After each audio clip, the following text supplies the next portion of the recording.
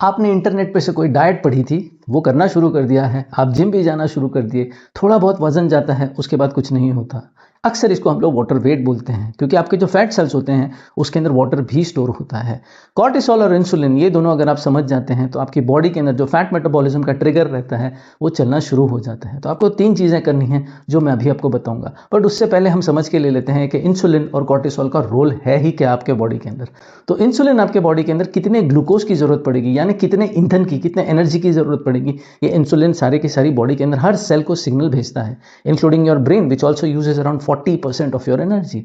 40% अगर आपका ब्रेन ही यूज़ करता है, तो आपको थोड़ा बहुत समझना पड़ेगा कि आपके जो सोच हैं, आपकी जो विचार हैं, जो कंटिन्यूसली चलते हैं, आप एक ही चीज़ को नेगेटिवली अगर सोच रहे हैं, तो उसकी भी एक फ्रीक्वेंसी होती है।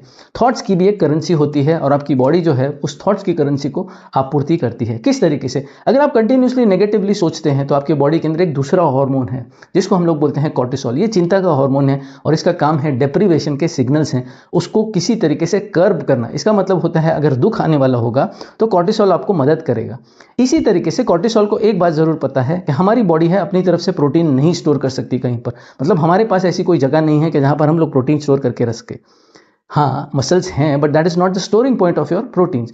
वैसे ही हम लोग जो कार्बोहाइड्रेट्स खाते हैं उसको बॉडी कन्वर्ट कर देती है फैट्स के अंदर। तो फैट स्टोर कहाँ पर होगा? ऐसी जगह पर जहाँ पर बॉडी उसको ऐसा सोचती है कि डेप्रिवेशन सबसे ज़्यादा होगा और बीटा सेल्स की कमी होगी। बीटा सेल्स के बारे में हम लोग किसी दूसरे वीडियो के अंदर बात करेंगे। हाउएवर टू अंडरस्टैंड दिस कि अगर आपकी बॉडी है वो अच्छी तरह से खाने के अंदर से पोषण नहीं ले पाती, so if you are eating food which is not nutritious enough, the body will start sending signals that it is not having enough energy and that is why we need to store fat. That is where cortisol comes into picture and starts storing fat around the belly. Now, depending on the kind of body that you have different types of organs. आपके body के अंदर अलग अलग तरीके के organs हैं, जैसे liver हो गया, ओवरी हो गई आपकी, पैनक्रियस हो गया, स्प्लीन हो गया।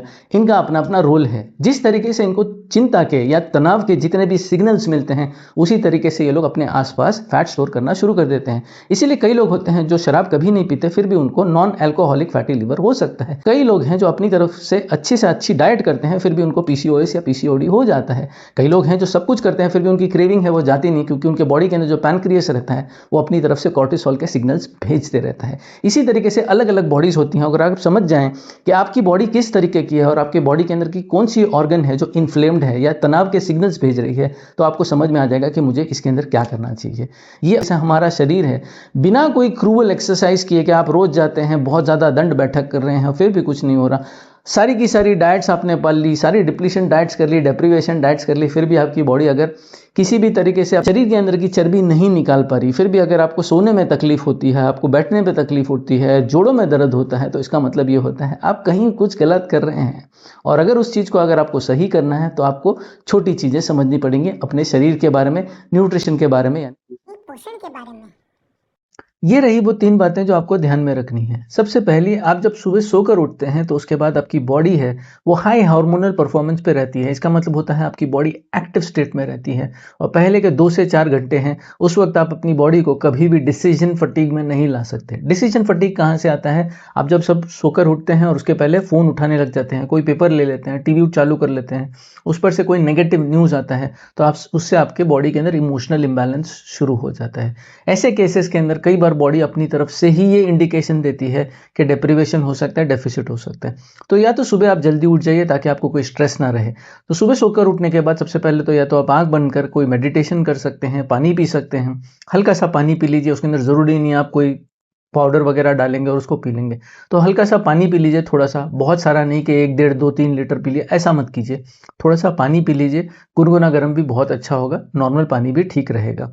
इसके बाद आपको क्या करना है, कोई किताब पढ़ लीजिए या तो फिर छोटा सा माइल्ड एक्सरसाइज कर लीजिए जिससे आपकी बॉडी है वो एक्टिव हो जाए। आप सूर्य नमस्कार भी कर सकते हैं। इसके साथ प्राणायाम बहुत ज़रूरी है ताकि आपके दोनों ब्रेन के जो दोनों हेमिस्फीयर्स है वो ठीक हो जाए। तो सबसे पहली चीज़ आपको क्या ध्यान में रखनी है, सुबह उठते के साथ ही आपको वो फ़ोन, टीवी, पेपर, इसको नहीं हाथ लगाना है पहले के 2 घंटे तक, for 2 hours, for the first 2 hours. दूसरी चीज आपको लेना क्या है, पानी ले लेना है ताकि आपकी बॉडी है वो थोड़ी एक्टिव स्टेज आ जाए, एक्टिव स्टेट में आ जाए।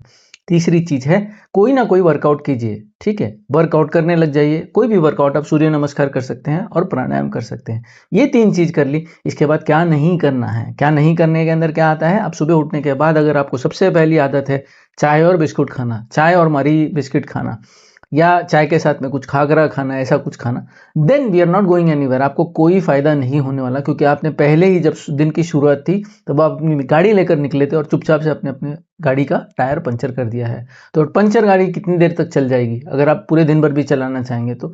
बिल्कुल वैसा ही आप अपनी सुबह सुबह की जो आदत रहती है, प्रातः समय की जो आदतें रहती है, अगर उसको ठीक रखते हैं तो आपका पूरा दिन अच्छा रहेगा। इसी के साथ आपको इंटरमिटेंट फास्टिंग यानी खाने के बीच में कुछ नहीं खाना है, स्नैकिंग करना बंद करना है, इस पर भी बहुत ज़्यादा ध्यान देना पड़ेगा।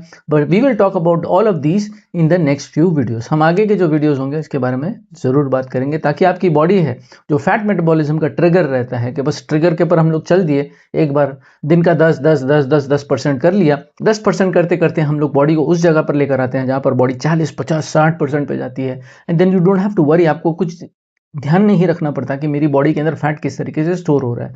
बॉडी अपने आप से ही फैट को निकालना शुरू कर देती है, पेशाब से, मल से, मूत्र से, वायु से, कहीं ना कहीं से आपकी बॉडी है वो फैट को निकालने की कोशिश करने लग जाएगी, यानी जो वसा होती है जमी हुई उसको निकालना शुरू कर देगी। आपको फिर भी कोई सवाल है प्लीज़ कमेंट में पूछ लीजिए। नमस्ते। अगर आपने अभी तक हमारे चैनल को फॉलो नहीं किया तो प्लीज़ फॉलो कर लीजिए। ओम शांति शांति शांति शांति।